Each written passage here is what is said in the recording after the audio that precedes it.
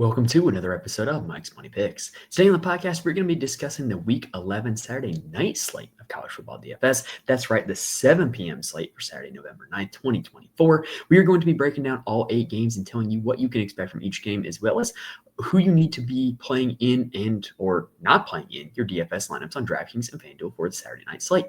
Now, I got to say, this Saturday night slate, this is an interesting one from a DFS perspective because some of the best games of the day, some of the best game environments of the day are here on this Saturday night slate. And Heisman hopeful Ashton Jeanty is on the Saturday night slate. So everything on this slate, as has been the case with him all season long, is going to revolve around Jeanty and whether or not you play him. And if so, how you play him and who you play him with.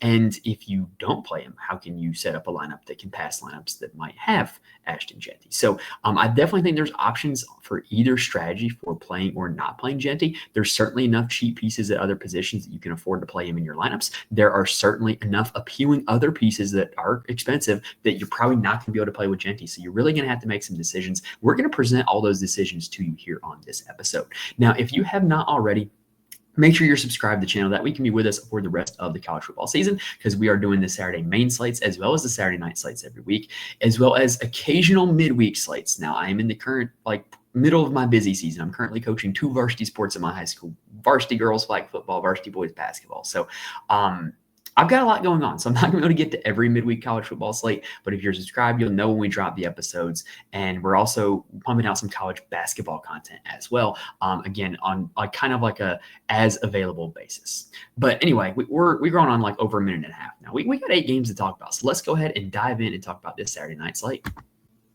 All right, so game number 1 on the slate is Mississippi State heading to Knoxville to take on Tennessee. Tennessee is currently 24.5-point favorites with a game total of 62.5 points, meaning the implied total is about 43-19 in favor of Tennessee. Remember, we always round off on the implied totals because you can't score 0.25 of a point in a football game. So this is an interesting one because Tennessee's defense is pretty good. Mississippi State, not a good team. I fail to see how they get to that total of 19 points. They are going to be starting Michael Van Buren at quarterback.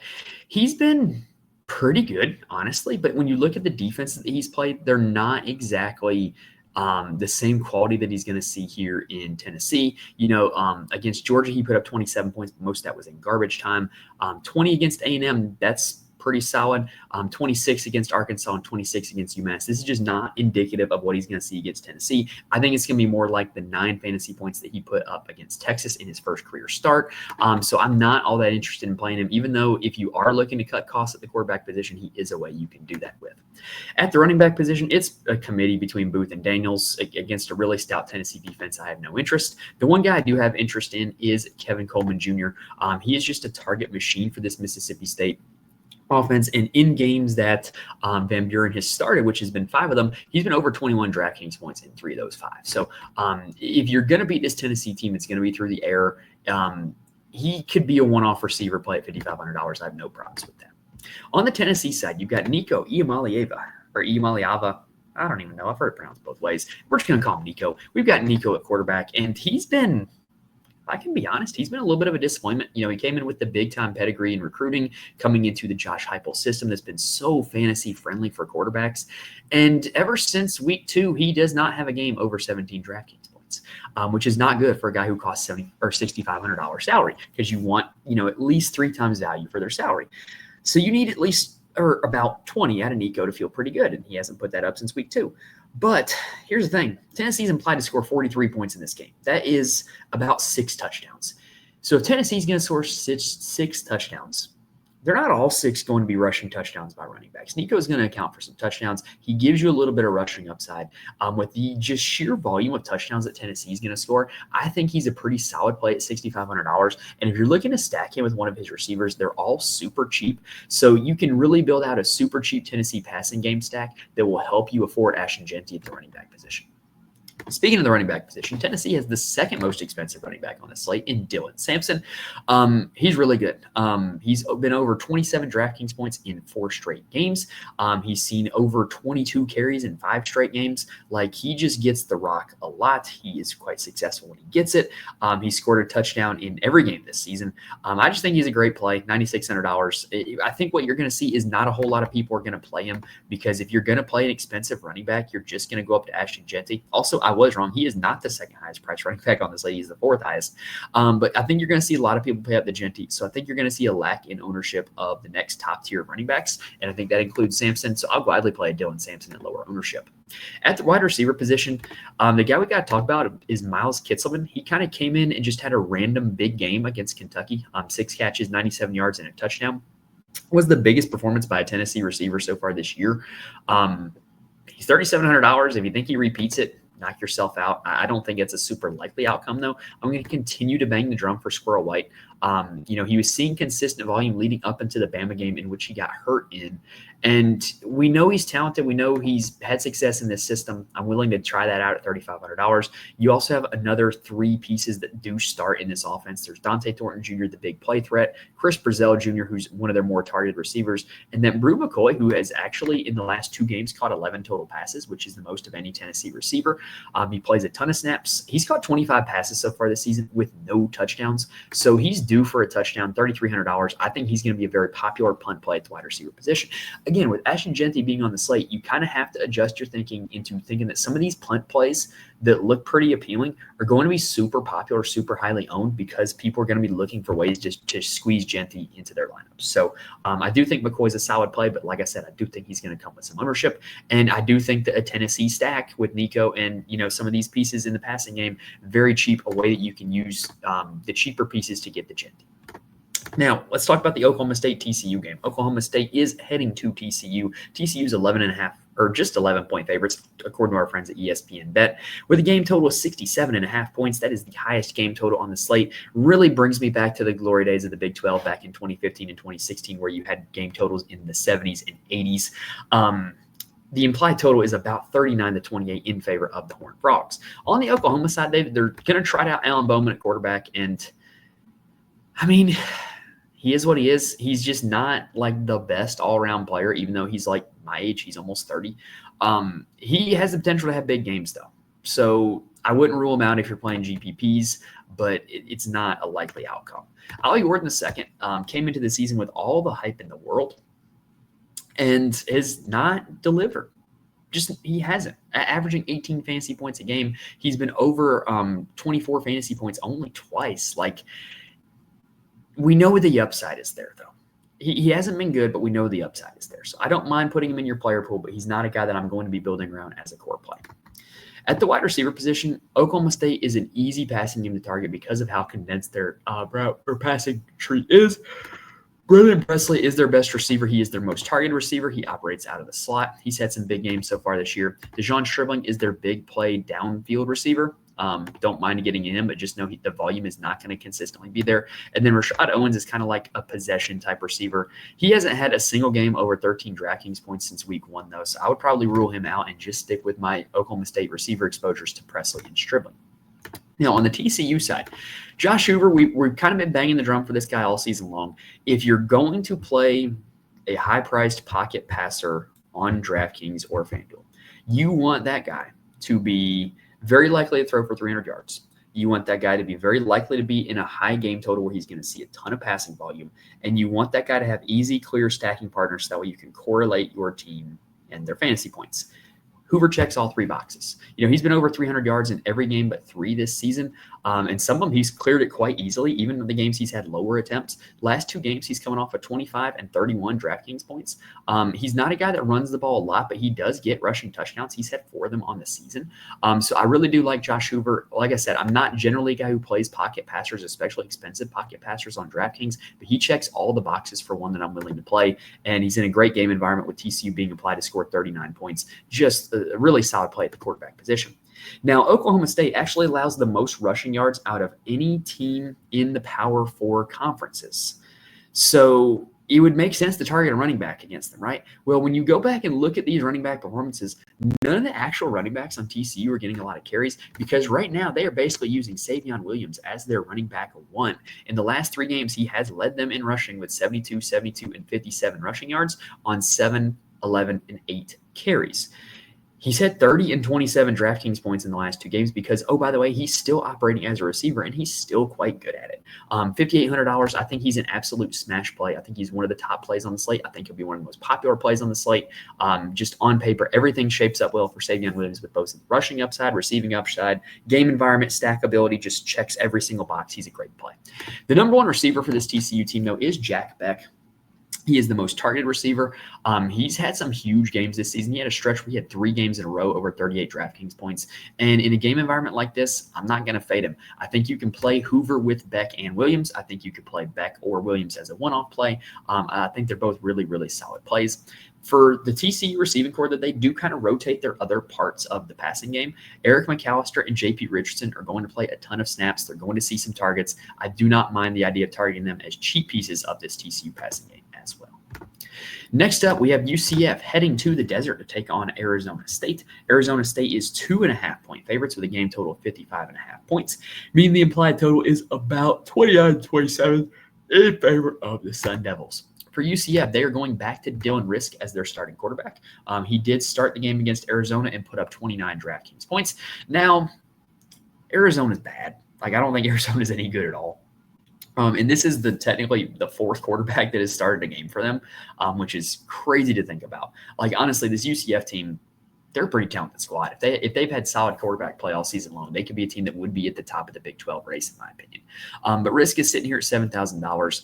Arizona State's a better defense than Arizona. So I'll be honest, I'm kind of going to let everybody else chase the points this week and evaluate it next week, whether or not Risk is actually worth the money or not. I want to see what he does against a better defense before I evaluate whether or not he's actually a really good play. At the running back position, RJ Harvey is a really good play. He's one of the best running back options on the slate. Sorry, y'all. It's kind of late night here. He's one of the best running back options on the slate. He's been over 30 DraftKings points in 3 straight games. This team is going to run the football quite a bit. With them being implied to score 27 points, I don't think Dylan Risk accounts for 3 or 4 touchdowns. RJ Harvey is probably going to have multiple. And $9,800, like I said earlier, I think a lot of people are going to pay up for Genty, and you're going to see this ownership between Harvey, Reed, and Sampson be super low. So I think Harvey's a really solid play. At the wide receiver position, we got to talk about Jacoby Jones. He is an Ohio transfer who the 2 weeks that Dylan Risk has played significant snaps, he's led UCF in receiving. 6 for 116 in a touchdown against BYU, 5 for 106 in a touchdown against Arizona, 26.6, 24.6 DraftKings points. If he is going to be this team's number 1 wide receiver, $4,400 is way too cheap. And I don't know if it's just a connection with Dylan Risk. I don't know what it is, but he's worth a look, especially if you're playing GPPs, because he's going to give you a ton of upside at $4,400. Again, the very good on paper plays that are cheap this week are going to be more highly owned than you expect because people are going to be using them to pay up for Ashton Genty. So I do expect a decent bit of ownership on Jacoby Jones.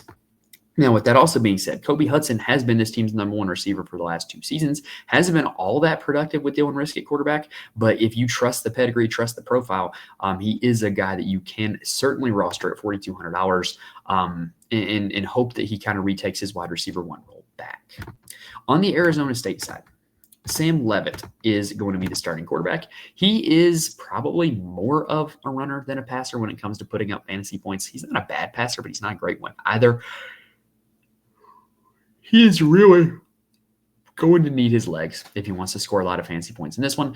And, with Arizona State being implied to score 29 total points, it's reasonable to think that Leavitt is going to count for 2, 3, maybe even 4 touchdowns because their number 1 running back and best offensive player, Cam Skattebo, is out for this game. And so they will be starting, what's his first name? Kyson Brown at running back.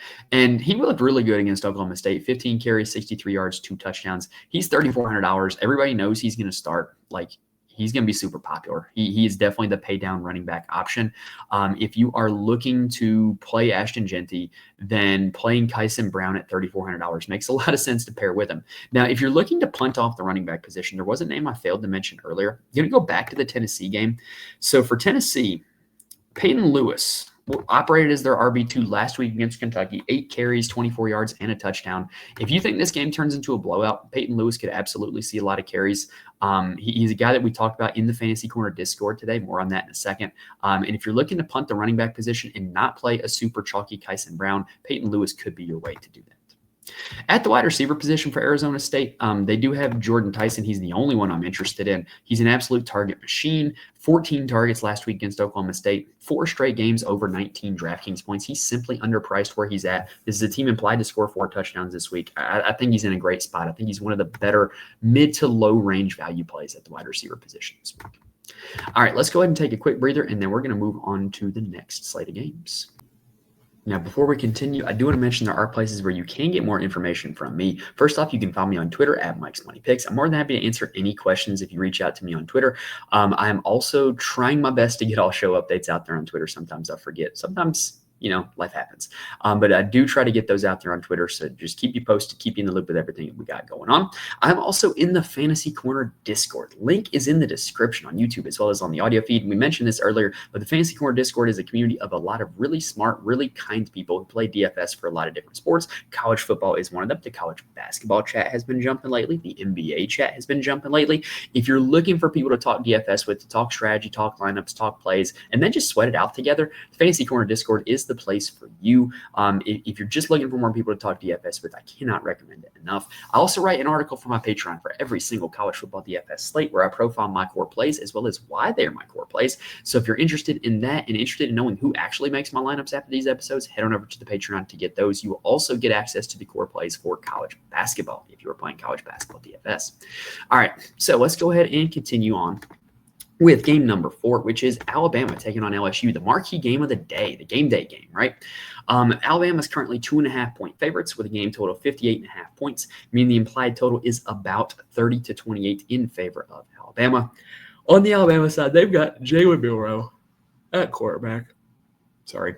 And I got to be honest, he's had 4 games in a row where he hasn't hit value in DFS, but it's really because he hasn't, scored the touchdowns. Like you just look at his touchdown totals. Last week against Missouri, he had 1 that he accounted for, 1 against Tennessee, 3 against South Carolina, 2 against Vanderbilt. He needs to get back in the end zone. And I do think an LSU defense that is quite porous against the run and not good against the pass is a way that you can do that. He can absolutely hit his dual threat upside against LSU.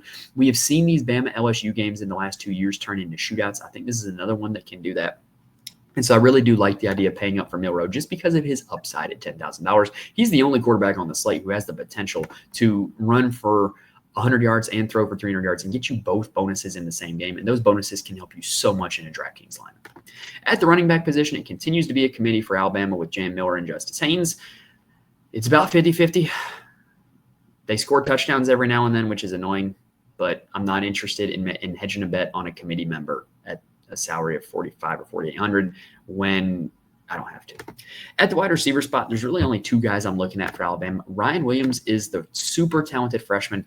I'm telling y'all, my comp for him is Victor Cruz. Just the way he moves and kind of floats through the air. He kind of reminds me of a young Victor Cruz. I think he's really talented, really good. He's had some huge games at the start of the season. It's kind of cooled off since then. But if you're looking for somebody to break off big plays for this Alabama offense, it's going to be Ryan Williams. And at a salary of $6,800, he breaks you off 2 big plays. He's instantly paid for himself. Jeremy Bernard is also going to be super popular this week. And why is that? Because he scored in double-digit fantasy points in every single game since week 2, and he's only priced at $4,000. He's a really palatable click because he has a high floor, and if he were just to happen to find the end zone, he's instantly going to hit probably 3 or 4x value, and he's just a good play, honestly. But again, I'm going to reiterate, these super cheap value play running backs and receivers are going to be super popular pair with Ashton Genty. So if you want to be different, pair Bernard with somebody else that's not Ashton Genty, or make a Milroe Bernard stack or a Milroe Williams Bernard stack, something like that. But there's ways to play him which you can make your lineup different. On the LSU side, Garrett Nussmeier is at quarterback, and we have seen this Alabama defense get victimized by the pass. It's absolutely something that you can do. And Nussmeier, much like Jake Hoover, is a pocket passing quarterback that checks off all the boxes that I'm looking for. He has a very high opportunity to pass for 300 yards simply because of the sheer volume of his passing numbers. He has clear stacking partners, and he's in a great game environment where his team's projected to score 28 points. So definitely a guy who's going to make my player pool. I don't mind the idea of building out a Milroe and Nussmeier, just game stack with both of these teams, because I do think that there's a chance that this game turns into a shootout. Nussmeier has ended up with 28 DraftKings points in 4 of his last 5 games, which is all he would need to hit 3 times value. So I really do like Nussmeier on this slate. At the running back position, this LSU team has no interest in running the ball, but Caden Durham is just an athlete who breaks off long plays like nobody's business. He's also used quite a bit in the passing game. I don't mind the idea of playing him at 5,800, considering everybody else is probably going to be playing pieces of this LSU passing game. Speaking of the LSU passing game, the receiver position is where this team gets quite frustrating. So Kyron Lacey is the most targeted receiver in this offense, and he's okay, like he's pretty good. 3 of his last 4 games has been over 18 DraftKings points, but that's not enough at his salary of $7,700 to feel good about playing him, right? He needs a bigger game than that. And the problem is that he gets a decent amount of volume, but it's not volume that matters. It's not like Malik Neighbors and Brian Thomas volume from last year where they were getting targets deep down the field. They were scoring touchdowns. They were getting targeted in the red zone, right? Like that's not really Lacey's game. He's scored 1 touchdown since week 2. I'm sorry, 2 touchdowns since week 2. So like he just really hasn't been, like, to me, he's not been worth his price tag this season. And it makes him a really hard stacking partner because you already have to pay a lot for Nussmeier. Aaron Anderson has been worth his price tag this season. And he's a guy who breaks off big plays in this LSU offense. He's quite shifty. He can really hit a home run at any time. I don't mind the idea of playing him at $5,200. I don't mind the idea of playing tight end Mason Taylor at $3,700 either. But here's the catch with this LSU offense. CJ Daniels, Liberty transfer, is supposed to be back. Chris Hilton Jr., ramping up the season for injury, is supposed to be playing more snaps this week. Xavion Thomas is still a factor as well, playing snaps in the offense. So, like, it becomes a question of, like, after Lacey, who's too expensive, who maintains the same role? Right? You know, if Anderson maintains the same role, then Anderson's a great play, but I just don't know if that's going to be the case with Daniels and Hilton playing more snaps. So if you want to take a chance on a Daniels or a Hilton, I don't think it's the worst study in the world because they are cheap. They will be low owned because people will be going to the other sure thing, cheap wide receivers. But it certainly is a risk to play guys who are coming in from injury and you don't know how many snaps they're going to play. Next up, we've got Florida State taking on Notre Dame. And this game looked like at the start of the season like it was going to be a big one. It looked like it was going to be a chance where Notre Dame might lose a game. It does not look that way right now. Florida State is 26.5-point favorites with a game total of 42.5 points. So the implied total is about 34-8 in favor of the Irish. For Florida State, look, Brock Glenn's starting a quarterback. It's not great. It's just not. Luke Kromenhoek could absolutely end up playing more this game. They're not good. This offense is not good. This offense has not looked good against bad defenses. They scored 11 points against North Carolina. They scored 16 points against Duke. They scored 16 points against SMU. I just don't have any faith in this offense to actually score points against a good defense in Notre Dame. At the running back position, Toafili, I could make an argument for because he is a workhorse running back for them. But even then, he hasn't had a whole lot of success because this offensive line has not been very good. He has not had the usage in the passing game that we expected him to have at the start of the season either. So I'm not even going to bother talking myself into it. At the wide receiver position, it is going to be Douglas, Benson, and Poitier who do most of the damage, but I'm just not interested. Freshman Landon Thomas has started to become more and more involved as well, but he did not have a catch last week against North Carolina. It just full fade FSU. That's what I'm going to do. On the Notre Dame side, I think this is a great way to target Notre Dame. Here's the problem with playing FSU, though. What we've seen out of FSU the last few weeks is they played super conservative defensively, almost in an effort to not give up big plays and not get blown out. They've played with 2 high safeties more often. They have allowed teams to kind of run the ball whenever they want to. Marion Hampton, I believe, had 5 touchdowns last week. Damian Martinez and Mark Fletcher ran all over him a few weeks ago. So to me, if Florida State's going to continue to play this conservative, hey, don't blow us out style, I think it really bodes well for Notre Dame's runners. And notice I just said runners. I didn't say running backs because Riley Leonard is a runner. He is one of this team's leading rushers in terms of attempts and yards on the season. He scored a rushing touchdown in every game since the Texas A&M game, which is quite impressive. I think he's a great play. I really do. He's not going to have the most passing upside, but I don't think he needs it because he's going to score most of his points with his legs. I also like Jeremiah Love at running back for Notre Dame.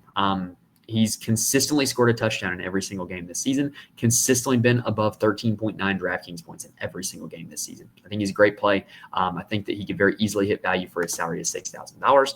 Also, don't give up on Jadarian Price. He's going to get carries as well. We don't know how many. We don't know how involved he's going to be. But he's only $3,200. If this game turns into a blowout, they're certainly not going to want to wear out Jeremiah Love. In fact, we've seen kind of some of the games that get out of hand for Notre Dame, them give more carries to Jadarian Price. We've also seen Aeneas Williams and Keedron Young get some as well. But Jadarian Price, I think, is certainly worth the look for your lineups at $3,200 because, again, we've got a super chalky, cheap Arizona State running back in Kyson Brown that if you're looking to play a cheap running back that nobody's going to play, Jadarian Price is going to be one of those guys. At the wide receiver spot, Notre Dame just doesn't have enough consistent passing volume to consistent targets that I'd really think any of them are worth targeting. Bo Collins is kind of a physical jump ball type of guy. He might score a touchdown in this game. Greathouse is a big play guy. He could do something.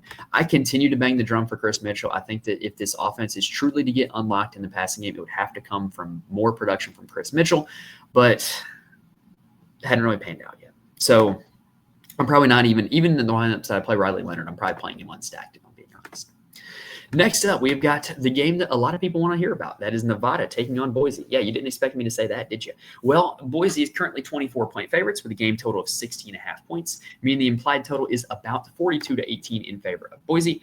For Nevada, quarterback Brendan Lewis is having a great season. Just honestly, great season.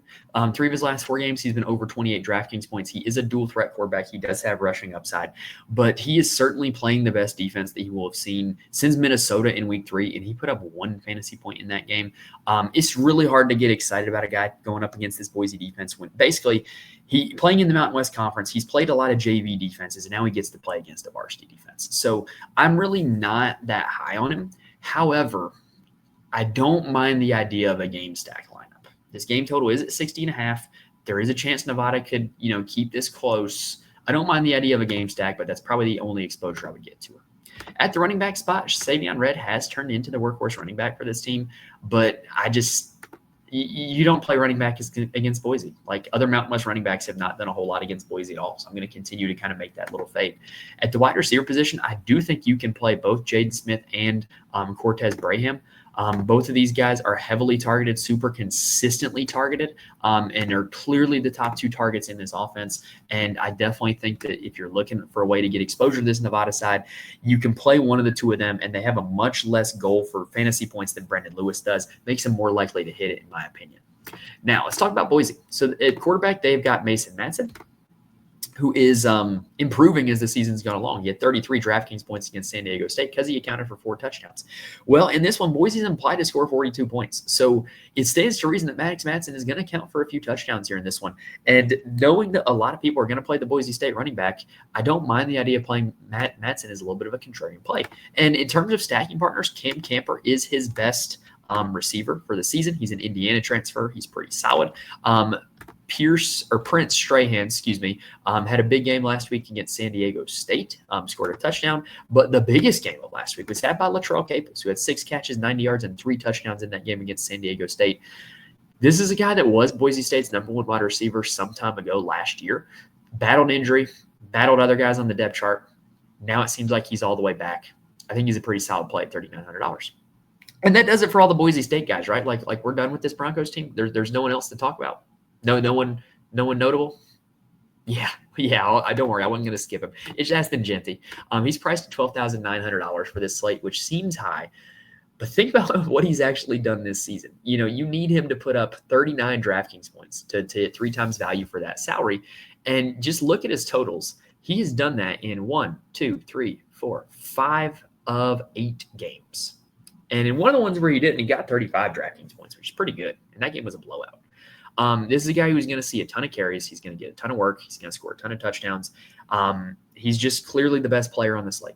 And if you want to play one quarterback lineup and put Genty in the superflex, I don't blame you. If you want to, play Genty at running back and really pay down at the other positions, try to make it work, I don't blame you. I'm going to be playing some of them. That's for sure. I just think the maths in wanting to play a guy like Genty, you're basically guaranteed about 35 to 40 DraftKings points. And I can figure out the way to get the other 150 points that I need from other guys if I just have, this locked in 35 to 40 from Genty. So I think he's a great play.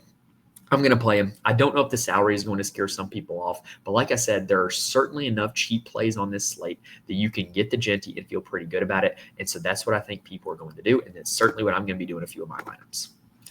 Next up, we have got Virginia taking on Pitt. Pitt is 7.5-point favorites with a game total of 56.5 points, meaning the implied total is about 32 to 25 in favor of the Pitt Panthers.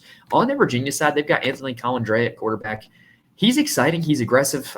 He does look to, He always wants to throw deep. He always wants to run. Like, he creates big plays, which is great for us in DFS. He's all the way down to $6,100. I think this is a great price tag, but this Pitt defense has made some quarterbacks look bad. I think he's a decent GPP play with some upside, but he's certainly not like a lineup lock or anything like that. At the running back position, Kobe Pace is the lead dog in this Virginia backfield. They have not had a whole lot of success on the ground in the last 3 games, though, so I'm probably not going to be playing him. Xavier Brown is his backup. Also has not had a whole lot of success in the last 3 games, but just know that those are the 2 guys that are going to play. At the wide receiver position, Malachi Fields sees super consistent volume as the alpha in this Virginia offense. I don't mind going to him at $6,500. And then also Andre Green is a guy who's kind of quietly building a role on this team, was held catchless in their last game, though. And then I'm going to continue to bang the drum for Chris Tyree. I just think he's this team's best all-around athlete. He's back healthy. He played against Clemson, played against North Carolina. I certainly wouldn't put it out of the realm of possibility for him to have a big game in this one, or even just to break off one big play, which would instantly pay for his salary. On the Pitt side, they've got Eli Holstein, quarterback, who's been great so far this season, but it's been down lately. Last 3 games, he hasn't scored over 14 DraftKings points, but he's still priced up like he's the guy from before. So I'm probably going to fade him a little bit this week and just kind of see what happens if he can kind of recapture that early season magic. Because when you do go back and look at the teams he was playing early in the season, these are some verifiably bad defenses. North Carolina, Youngstown State, which is an FCS opponent, West Virginia, bad defense, Cincinnati, bad defense, Kent State, worst team in FBS football. So yeah, these are some bad defenses that he ate up on, and I need to see him do it against a actual Power 4 quality defense before I'm willing to go back and play him at this high of a price tag. A guy that I am willing to play, though, is Desmond Reed. He has just insane usage in the passing game as a part of this Pitt offense. And again, he's a part of that group of running backs that is just so overlooked this week to me because people are going to be paying up for Genty, that I think he's going to come in really lower owned. And if he is used in the passing game like he has been, he's got a ton of upside. Speaking of the passing game for Pitt, Kanata Mumpfield is their wide receiver 1. He's kind of been just their best guy this season. After that, they're going to kind of rotate a lot of guys between Williams, Johnson, and Lee. And then even Malachi Thomas is starting to get a little bit of usage now. I just don't really have a whole lot of interest in anybody else outside of Mumpfield. Anybody else is just kind of like hoping to get on the right side of variance, in my opinion. The last game of the night is going to be Washington heading to Happy Valley to take on Penn State. Penn State's 13-point favorites with a game total of 46.5 points, meaning the implied total is about 30-17 in favor of Penn State. On the Wisconsin side, they got Will Rogers at quarterback. And look, this guy can't put up fantasy points against USC. Why am I going to play him against Penn State? Put up 10 against USC. That's a bad defense. Penn State's a good defense. Hard pass. At running back, Jonah Coleman. He's really good. Unfortunately, Penn State's defense, really good. Probably off of him, even though he was great for us last week. He was a core play on the night slate. At the receiver position, Denzel Boston and Giles Jackson are still the 2 alphas. To me, they're the 2 most likely that I would be to play just because, they can have one-off big games if they catch 7 or 8 passes for about 80 yards, score a touchdown. But it's probably not going to be getting to anybody on this Washington offense when you consider their price tags and when you consider their good defensive opponent when there's other guys on the slate that don't have those issues. On the Penn State side, they got Drew Auer at quarterback. Washington is statistically one of the best pass defenses in the FBS. Auer has really just only eaten up against bad defenses this season, so he's a pass for me. Singleton and Allen do have a little bit of interest for me. I do think you can run on this Washington team. Singleton did have insane usage in the passing game last week against Ohio State, 6 catches. To me, that gives him a lot of upside if he's going to continue to see that. Katron Allen actually had more carries in the run game, but was not used in the passing game, and neither of them scored a touchdown. So I do think that both of them are playable. Obviously, Singleton's more expensive. He's more likely to have a ceiling game, but Allen is probably going to make my player pool as well. I will be playing both of these guys. At the wide receiver position, Tyler Warren's the only one really worth talking about for Penn State, but to me, he's overpriced. Yes, he had the huge game against USC, but that's starting to look more like the outlier than the norm. Yes, he does get used as a Wildcat quarterback, but it's not really turning into touchdowns. So to me, he's just too expensive. There's other receivers at a cheaper price tag that I would be more interested in. All right, that's going to do it for this Saturday night slate, y'all. Hopefully we gave you guys all the information you need in order to build some winning lineups for this Saturday night slate. And hopefully gave you guys, just plenty of ammunition that you can build your lineups the way you want to build them. Good advice, good sound reasoning building your lineups. If this video helped you out in any way, please hit the like button. It helps me out a ton when you guys do that. If you're listening on audio, you can rate and review the podcast. It helps me out so much when you guys do that. I cannot stress enough how much I appreciate it and how much it helps me out when you guys do that. But anyway, that is going to do it for this slate, y'all. Remember, if you want more from me, follow me on Twitter, join the Fantasy Corner Discord, head on over to the Patreon. Links are in the description for all of those. And that's pretty much going to do it. We're going to go ahead and roll on out of here. Best of luck to you guys on both the Saturday main slate and the Saturday night slate this week. Thank you guys for watching and listening to this point, and I will see you guys next time.